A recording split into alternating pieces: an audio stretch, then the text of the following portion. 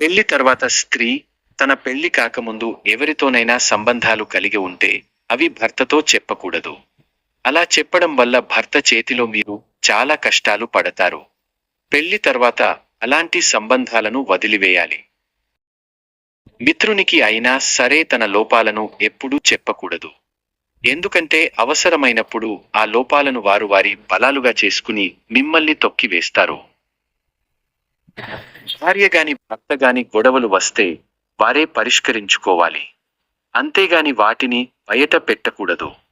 ఇది వారి మధ్య దూరం పెంచి అక్రమ సంబంధాలకు దారి తీస్తుంది. పురుషుడు తన సంపాదన గురించి ఎప్పుడూ ఎవరికీ చెప్పకూడదు. అలా చెప్తే నీపై ఏడవడం లేదా చులకనగా చూడడం జరుగుతుంది. మీకు ఉన్న చెడు అలవాట్లను ఎప్పుడూ ఎవరితోనూ పంచుకోకండి. ఇది ఇప్పుడు కాకపోయినా ఎప్పుడైనా అయినా మీకు నష్టాన్ని తెచ్చిపెడుతుంది.